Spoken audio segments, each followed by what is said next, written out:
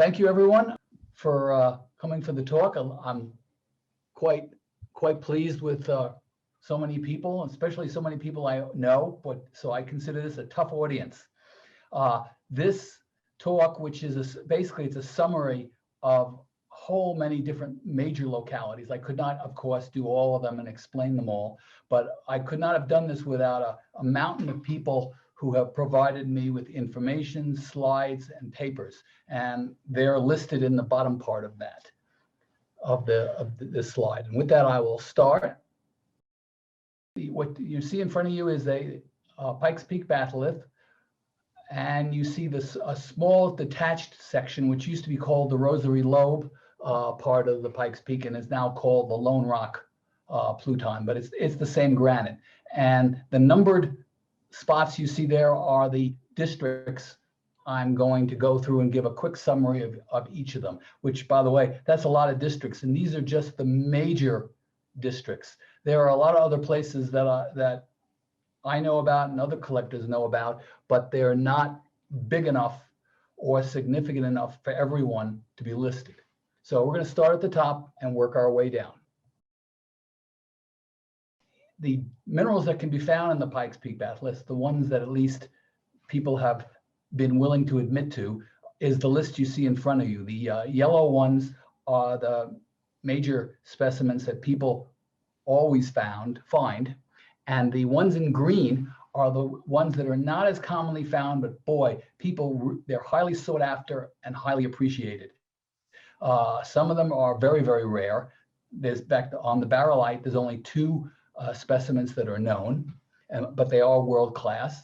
There's a handful of the other ones. So which means that as I go through this, I'm not going to be able to show a lot of diversity of specimens, but I'm going to try to, the talk is restricted mostly to specimens that either you could buy or you certainly can see it shows and certainly would desire to have in your own collection.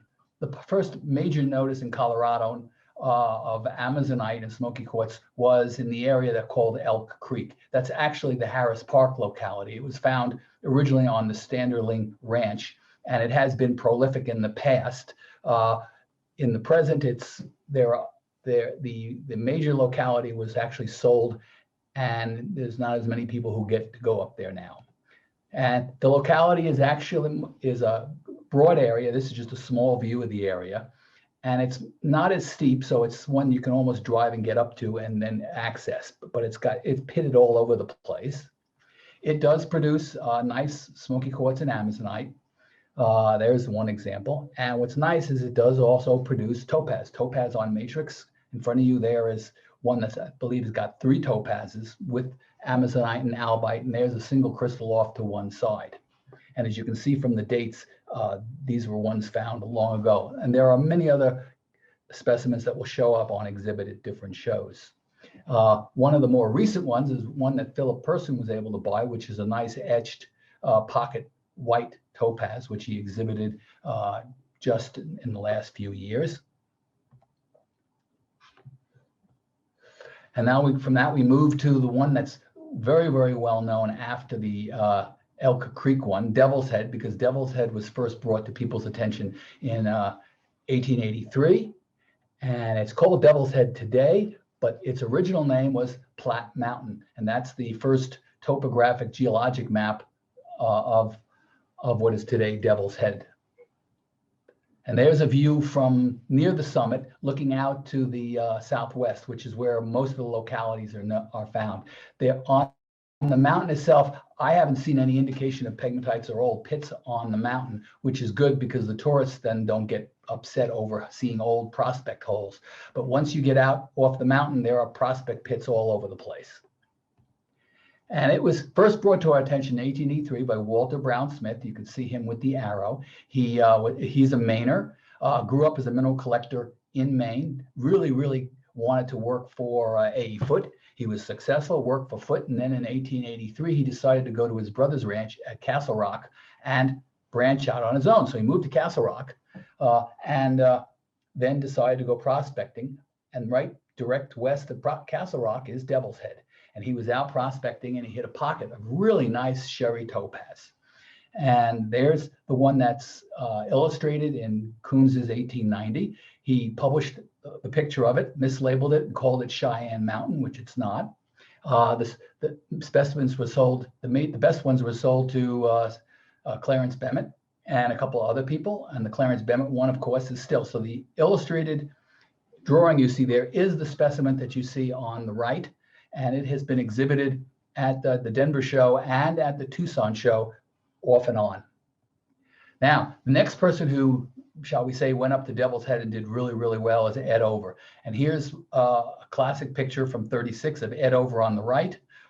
Willard Wolfe, who was a very big collector in the 30s, as well as George White. And George White had an immensely successful collecting career. He photographed the daylights out of everything and left all his photographs to the Pikes Peak. So documentation for a tremendous number of collecting activities is due to George White, and he lived past 1988.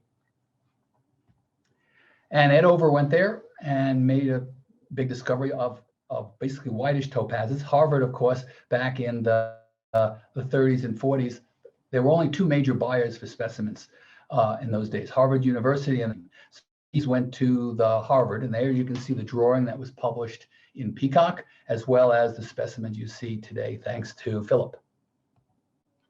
But the locality does produce Amazonites, even though the Amazonites from Devil's Head are inferior to the other localities, but it does do nice smoky quartz crystals. So you can see a big one there that's about 9 inches, and a scepter. Scepters are not that common throughout the Pikes Peak, but when they're found, people really, really do like them. And if they're amethyst, they're even better. And the best amethyst scepter I've seen, which is not illustrated in the talk, actually Barbara Munchin owns that one today. The next locality, which had gone under the name Wigwam Creek Trailhead, and you can see a topo map that shows the Wigwam Creek Trailhead. That's how it's usually referred to. In the past, it used to be called, I can't remember, it's the water reservoir that's near it, and it actually consists of 3 digging areas. Wigwam Creek Trailhead with localities that are due north and south of it, a topaz area, which I'm going to show you next, which is to the west, and the Oliver claims, which are to the east. That's Christopher Hayward, who was basically, he was the real, since about 1980, he was the one who found most of the great specimens that Bill Hayward sold. So Chris was the prospector who found the material, and Bill Hayward is the one who did the marketing. And now we're going to look at the topaz area. The topaz area, which sits right across, the topazes are found in the steep cliffy areas around the edges of it. That was brought to people's attention in 1986 when 2 prospectors came in with about a dozen really big topazes. And off on the lower right, you can see just a few of them, and there's one of the larger ones that's been on display. A big suite of these that he collected were sold to the Denver Museum, and they were exhibited at the 1986 FM Colorado Chapter Pegmatite Symposium. Now, the Oliver claims before Wigwam Creek was known as a locality, Bill Hayward was a collector in the Denver area, and he met a rancher when he was out here prospecting in the beginning. Cheeseman Reservoir is the locality that they used to collect at near the reservoir. He was out there prospecting, and a rancher came to him and said, "Oh, I know where you can find stuff like this." And he took him over and showed him this. And this was in about 1950, 52, 53. So Bill Hayward called his friends. A whole group came out here to collect on this, what was then a forested hillside. And they found specimens. And then they did a club trip with Lawrence Oliver. And Lawrence Oliver liked the locality so much, he immediately claimed it and kicked everybody off of it. And the specimen that was illustrated was one that Bill Hayward paid for and kept.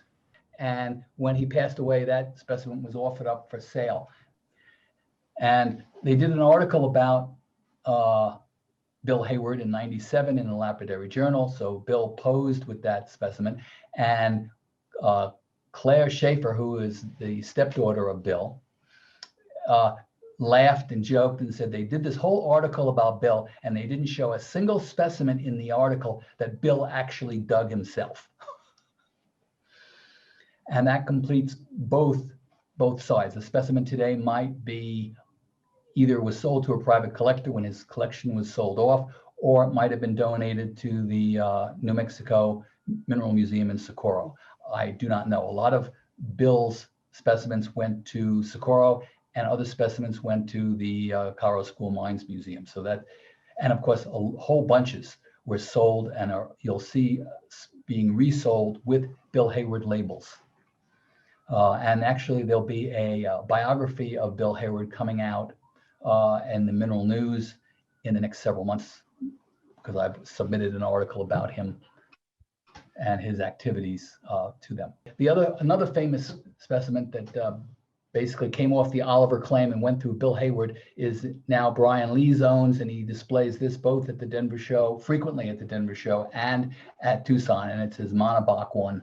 And I believe it was also exhibited in 2008 at the American Treasures Specialized Tucson show.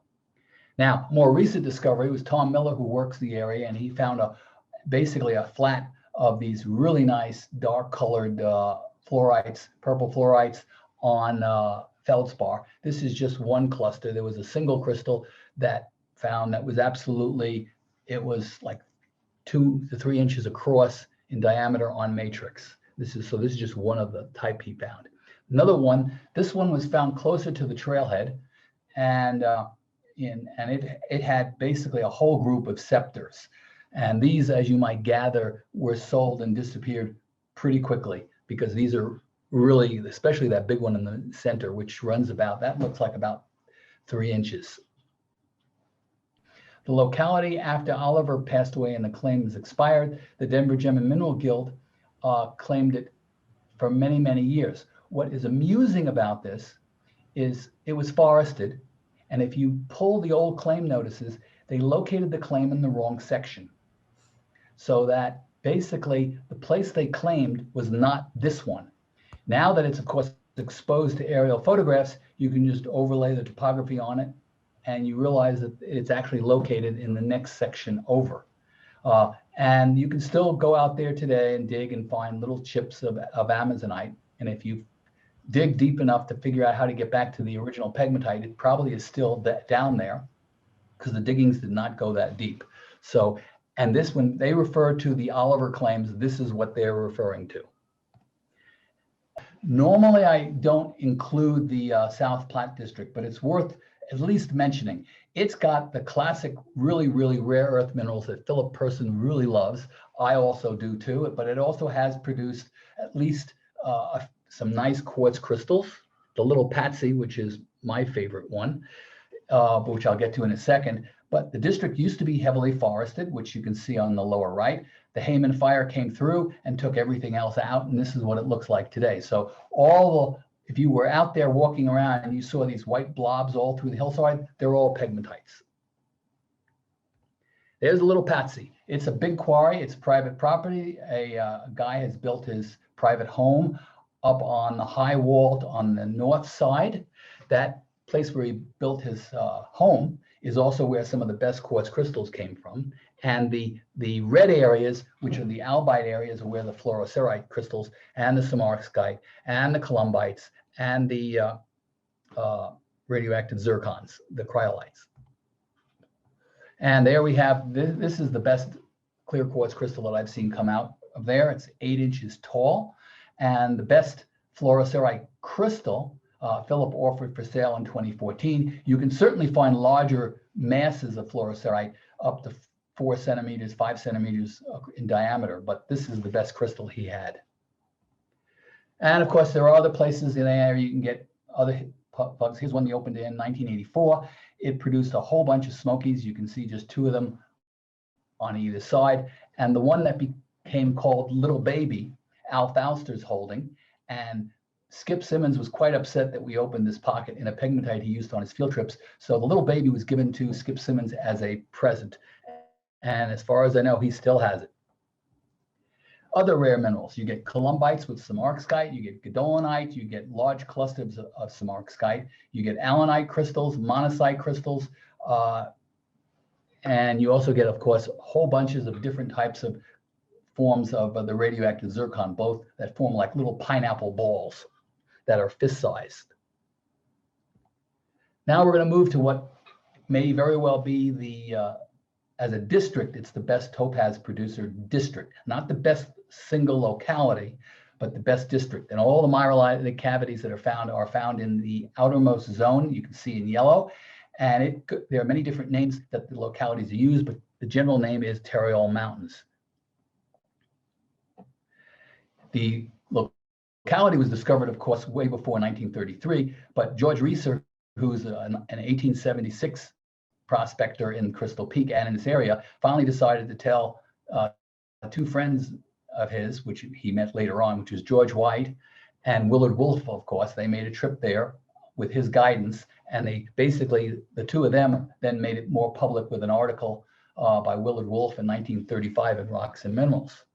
That area has produced lots. Now, this view, which is looking to the north, has the non-myrolitic Pilot Peak mountain right in front of you. The area to the right is very, very myrolitic rich, and about in the center of the view, let's see if I can, right about there, is where Joe Doris has his topaz diggings, which were alluvial diggings, which were purchased from a guy who was operating Rubik, who was producing it as a tourist digging spot. It still produces lots of nice topazes, but you have to buy them. But if you go out prospecting, you can either find a whole new pegmatite and dig, or you can look for old diggings and then put in a screen. This was a screen that was worked for several days, and the pocket must have produced really big topazes, because you can see there's one that was left in the dirt. Now, Chuck Barnes has been a prolific prospector for decades, and he did great on Mount Antero. He also did great in the Tarryalls. And in 1988, at one of the satellite shows, he had a room and he had a shoebox full. Now, looking down in the shoebox, the crystal that you see in the upper right is the one that I have placed standing up, so you can see an idea. So that these are really nice topazes. Now, this is just one. I don't have the time or the space to show you every box of topazes that collectors have shown me. Tom Miller in 2017 also hit a whole bunch in the Tarryalls, including he had brown topazes, sherry topazes, and he even had 3 really, really nice blue topazes. And there's one of them right there. All gem quality, no internal fractures, nice light blue. Steve Renner prospects out in the Tarryalls. He picked this one up in 2017. He's still carrying it around with him at various shows, hoping someone will offer him an offer he cannot refuse because he hasn't sold it yet. Another one that showed up in 2017, Troy Hamilton, who also prospects. He lives in Gunnison, prospects Arizona and Colorado in different pegmatites. He found this etched scepter topaz, which I believe Tim Doris purchased. So you've actually seen this exhibited in his case in Tucson. Now we're going to go to Crystal Peak. Crystal Peak is the love of many, many different people. It's probably the most heavily prospected, heavily claimed, heavily fought over piece of land you can imagine. It was originally named Topaz Butte. The topaz of Topaz Butte is smoky quartz because that's what they call it, smoky topaz, and that's what they faceted to the early day tourists who came out. And one of the first illustrated magazine articles in 1889, it's the Great Divide paper published by the second owner of what is today's Denver Post, published his imagined view of what topaz looked like. Specimens were found very, very early. The first known flurry of diggings was in 1873. There you have Jesse Randall, who wrote several mineralogies of Colorado booklets, which he sold from Georgetown because he was the new owner and operator of the newspaper in Georgetown. And there's one of the collection specimens he sold. His collection, his current collection in 1912 was on exhibit at the Denver Museum of Natural History until R.C. Hills sold his collection to the museum, and the museum told Jesse to go take his collection home, and he got quite upset. One of the early day blue topazes, which is now in the Colorado School of Mines Museum, is shown on the right. Now, A.E. Foote, after he got fired from the college in Iowa for being verbally argumentative, he immediately went into the mineral business, and he heard about, basically traveled around the country buying specimens, went to Colorado in summer of 1875 and realized the Amazonites were there. He went up there and bought everything he could get his hands on, displayed them at the St. Louis Fair in 1875, and he set up his shop, contrary to what people say. No, he did not set up his shop in Philadelphia and had an overflow of specimens and had to open a store. No, he opened the store in January. He stocked it in January. When the exposition opened, he was fully prepared to sell from 2 locations and opened a 3rd location. This guy was a promoter of specimens and collections everywhere. And he published his first illustrated catalog in 1876, paid for Benjamin Chamberlain of New York City, who was an engraver as well as a mineralogist, and he engraved some of his best specimens in that booklet. And part of my job has been to try to figure out where these specimens are today. Well, this one was liked so much, Canfield bought it, donated it to the Smithsonian, but A. Foote liked it so much he used it as his emblem in his later magazine called the Naturalist Leisure Hour and Monthly Bulletin. So there's his logo specimen right there. And here's what the specimen looks like today, thanks to Michael Wise. So it's still there. It used to be on exhibit. It's not on exhibit now. Another famous crystal that was exhibited in the catalog originally it ended up in the Smithsonian. Brian Lees was successful in trading for it, and it was exhibited just last year at the Tucson show. It was also used to be on exhibit in the Colorado School of Mines Museum. What's interesting is it was exhibited both places without anybody calling attention to the fact that this is an A. Foote 1876 crystal.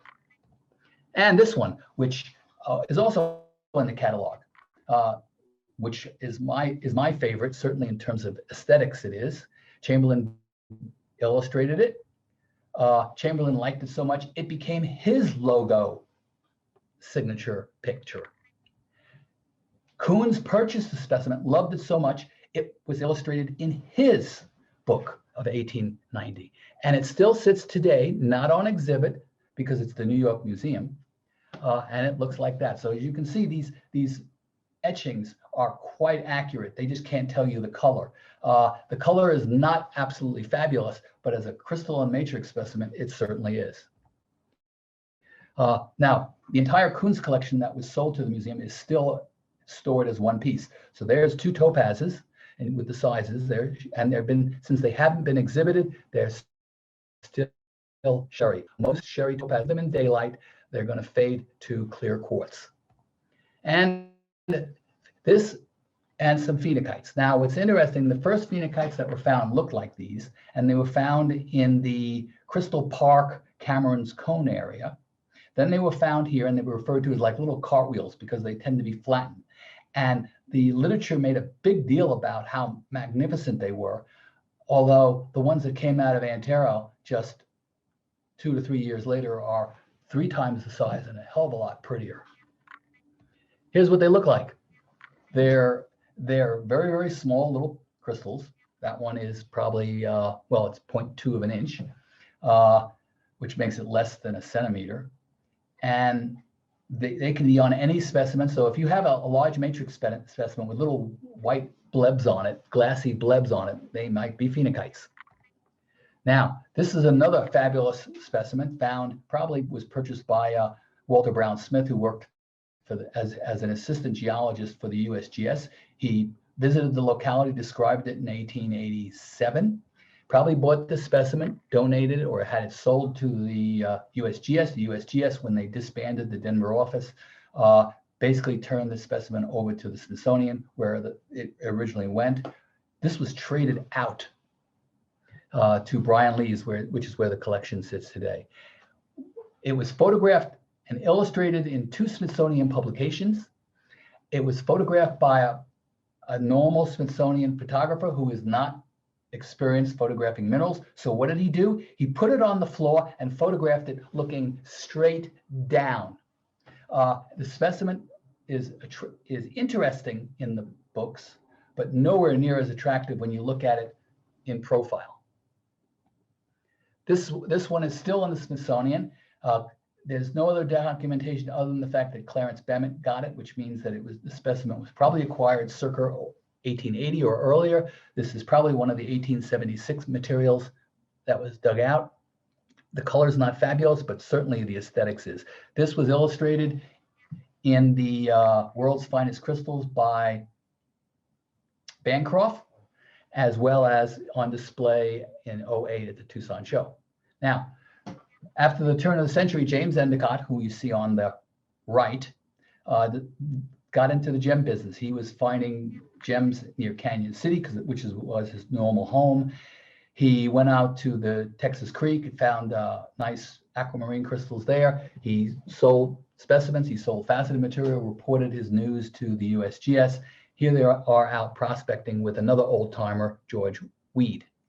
He opened up a gem store, which was partially shared with Whitmore.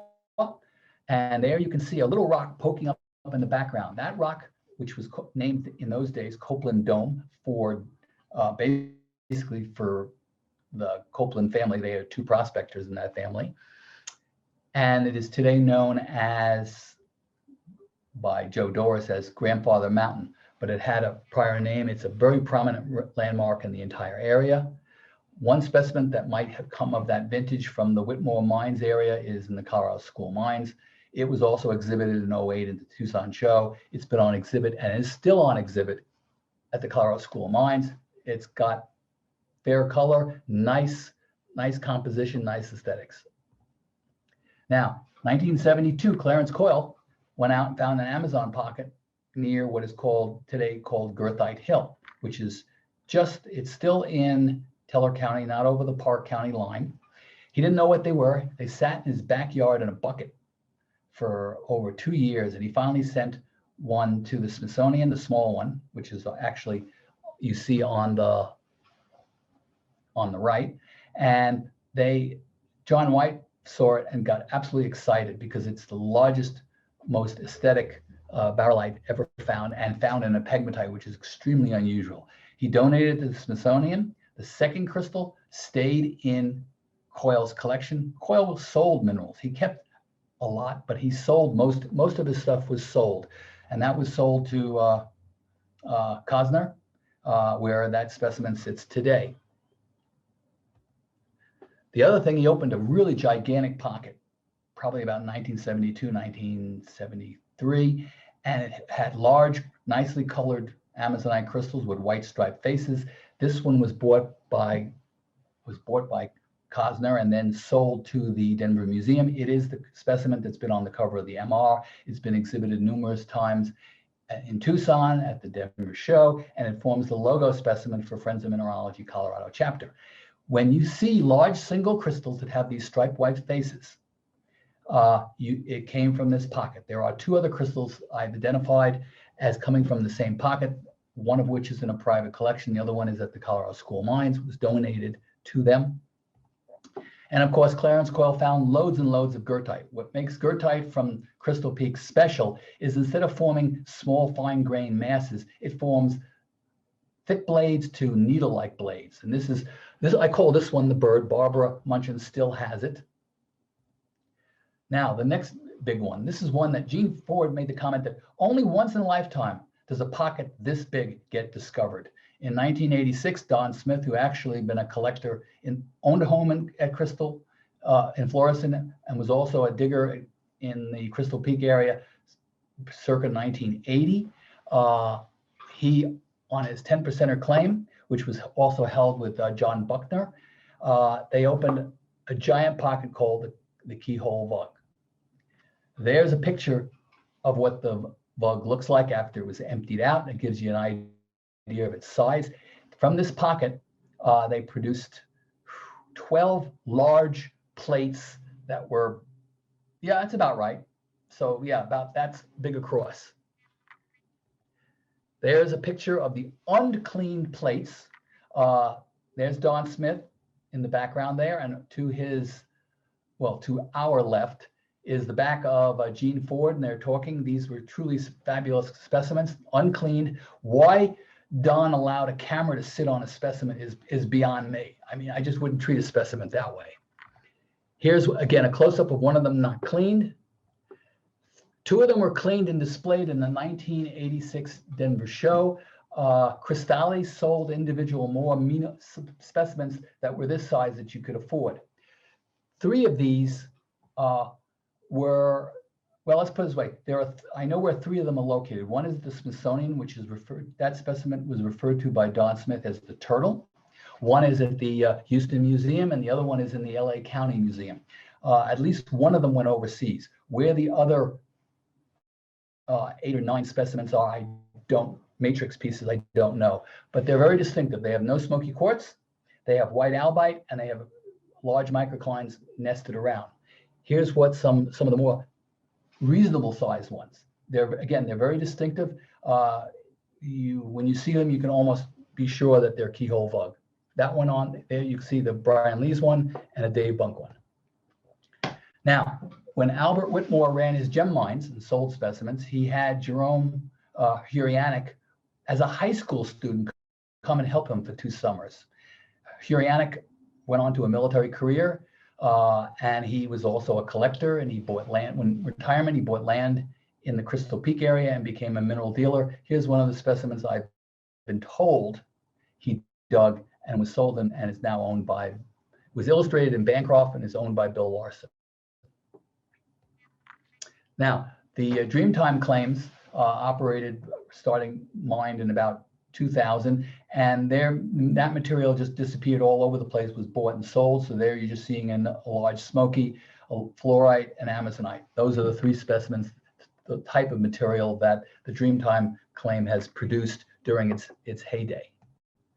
Now, Rick Fredard was digging in the Crystal Peak area around the turn of the century, around year 2000, and he hit a pocket, a pegmatite, hit a pocket, and he kept digging the pocket, and the thing went underground, and he started tunneling through like a little gopher, and he ended up with an underground mine with these 2 crystals found in the back cavities, and he had to basically build a sled and figure out how to drag them out. He brought them out, bought a used hot tub for cleaning them, cleaned them, displayed them at the Denver show, and tried to market them. He was unsuccessful at finding anybody who, one, had the space for something this big and had the money for something that this is big. Both of them ended up at the Pikes Peak, I think, Historical Society Museum that's in Florissant, and you can still see them today once COVID's over and they open the building back up. Now, if you notice the size of them, not only are they long, but they are heavy. So these are not ones that are going to be subject to someone stealing and walking off with. Now, Joe Doris, who started doing his major diggings at many different claims, but his major one is the Smoky Hawk, which sits in the shadow of Copeland Dome. And I mean, Joe does an excellent job just showing his discoveries, which are as spectacular as he said. But I just picked out 2 of my favorite. This one is his legacy pocket number 1. Marty Zinn purchased it. It was, last I looked, it was still on display at the School of Mines Museum. It's a gorgeous, solid matrix piece, combination, very little albite, just smoky quartz and Amazonite. And the other one, which most people know about, is the Smoky Hawk King, which is over a yard long, over a meter long. The Denver Museum, which is now the Denver Museum of Nature and Science, their goal is to get specimens that are nowhere else matched. In other words, they want the best. So that if you want to see the best or the biggest, you have to go to them. And they purchased it. and it was on display briefly there. It's still probably on a table in one of the back rooms, which is where I saw it last, but it was exhibited several times in the Denver show as well as in Tucson. And this was found in separate pieces and was put together by Tim Doris, who I've been read said he spent close to a year piecing it back together again. It's a work of art and a work of talent to be able to build this back the way it originally was. Ray Berry, who recently passed away, had a fabulous collection. Some of his most spectacular things was his goethite needle groups. His L-shaped one is in a private collection in Tucson. This one stayed in his collection. I refer to it as the camel. It kept on getting displayed and displayed and displayed, and every time it got displayed, it kept on losing more and more fur until finally it fell apart. So this specimen doesn't exist anymore, and if you've got an older photograph of it, you probably have it when in its more pristine beauty. Ray Berry also did a great job finding the early day variety called onagite, which was in the early 1800s was discovered, and they gave it a variety name. It was amethyst or smoky quartz with goethite needles. If you go to look up the variety name, it shows up under goethite in Dana, and they use the term onagite for goethite that occurs in here. And it's unusual. What made it so attractive and so valuable was if you slab it, it forms very nice slabs. And that's why it became famous, was because of its use in slabs. But the mineral can still be collected, and it's still quite beautiful. And if you decide you want to sacrifice a specimen for a slab, it works fine. Anyway, other ones is you get loads of these goethite. It's either goethite or hematite aphtosiderite, and it might be siderite. I have not found any confirmation of whether it's goethite or whether it's hematite, and I haven't found any confirmation whether it's siderite or whether it's calcite.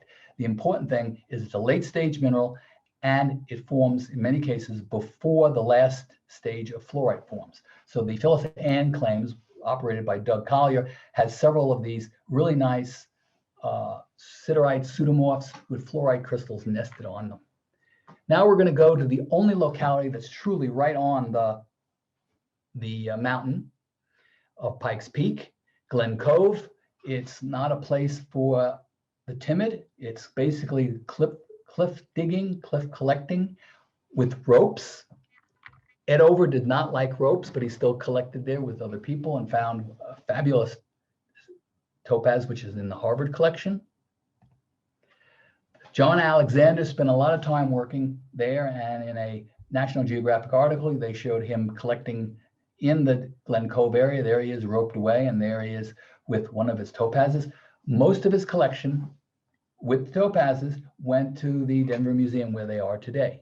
These two, which are not on exhibit, which is why I was able to photograph them, are two of the larger, basically they're about a little more than an inch apiece, and they're sort of brownish. But the locality was not depleted. It also produces, of course, in these pockets, smoky quartz and amazonite, light-colored amazonite. Bill Hayward went there with Christopher Hayward. Chris loved to dig in those places where it made for great photographs. Bill must have definitely trusted his son, because I definitely would not let my son dig with their back to a 1,000-foot cliff. Jack Thompson, who recently passed away, also collected up there with Steve Russell. Here they are roped away, digging for topazes. Steve Russell continued digging over time, and he found himself, these are each about 1.5 inches. Jack Thompson did a poster board session in 2016 at the second Pegmatite Symposium, second Gene Forward Pegmatite Symposium in Golden. And these pictures were exhibited on his poster session. Now we come to the one that most collectors probably like because it's very accessible, and it's accessible almost all year round. This is the Cameron's Cone to a Specimen Mountain or Specimen Rock trend, Bear Canyon trend.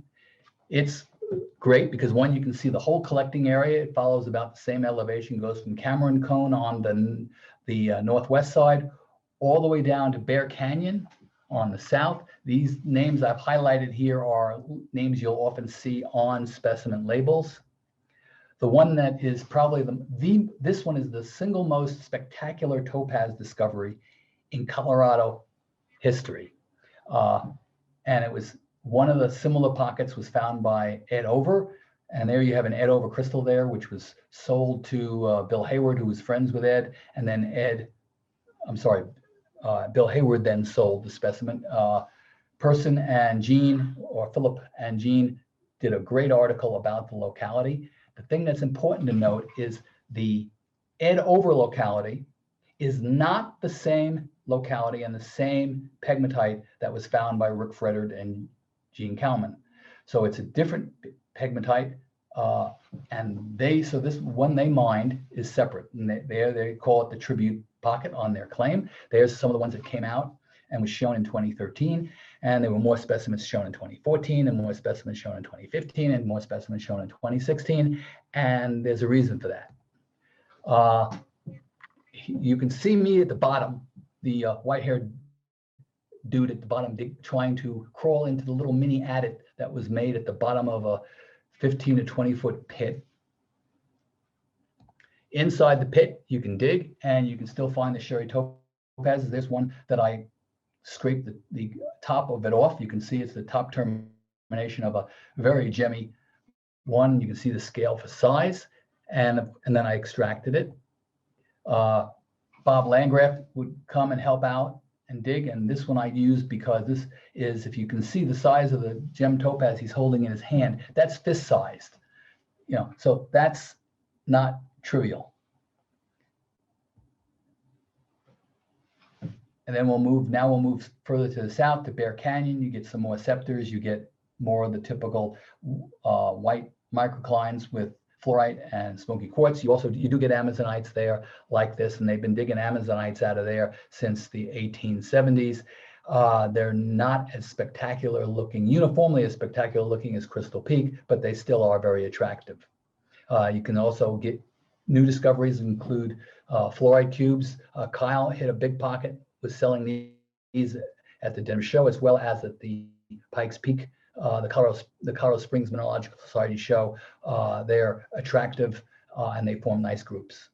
The last district I'm going to go to is St. Peter's Dome. It produces the same it produces amazonite and the smoky quartz, and it also produces some rare minerals, riebeckite, zircon, fluorocerite, bastnasite, cryolite, and all the alteration products. They're rare minerals. They're not necessarily pretty or beautiful. A lot of them are well-formed microminerals. So if you want rare, exceptional microminerals, this is a good place.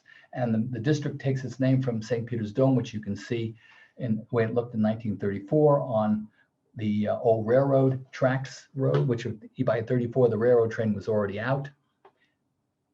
Now, it does produce two things that are absolutely world-class. They are the best and largest astrophyllite or astrophyllite crystals you can find. You can get them in large needle-like blades. So here they are, thin and elongate. And if you notice, they're more, we'll say they're small. They're only like maybe 5 or 10 centimeters long. But this is found in a relatively coarse-grained granite to pegmatite. But when you get the really coarse-grained pegmatites, your blades are so big. So that blade, which is only a fraction of a crystal, is 8 centimeters in width. If the whole crystal extended together, in the picture you're seeing, I can't even show you the ends of it. So these crystals can easily get 1 to 2 feet long. And because of surface weathering, the best you can hope for is to get out pieces of them. But if you're patient and willing to dig past the weathered area, you might be able to get ones that are undamaged that big. The other things it produces, of course, are opaque zircons, which everyone knows the Helen Hunt Fall localities. They get up to 3 inches in diameter.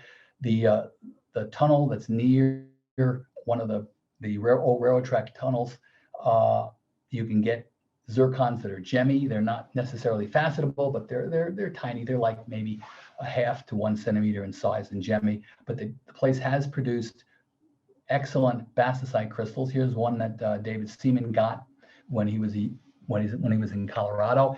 That crystal, which was in his collection, and his collection, except for a few high-graded material, ended up at the Maine Gem and Mineral Museum. So it's still in possession, and this crystal actually has been on exhibit at the Denver show in the recent past.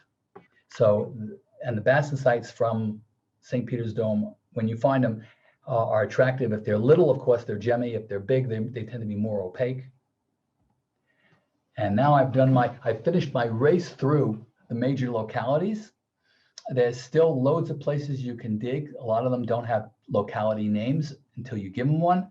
You're going to have to hike a lot. You're going to have to do hard work. You've got competition from collectors all through Colorado who spend their time there. But it's nice terrain, nice scenery, and the wildlife has always been good between the turkeys and the deer and the mountain lions and the coyotes and there's no shortage, and foxes. There's no shortage of things you can look at and photograph besides rocks.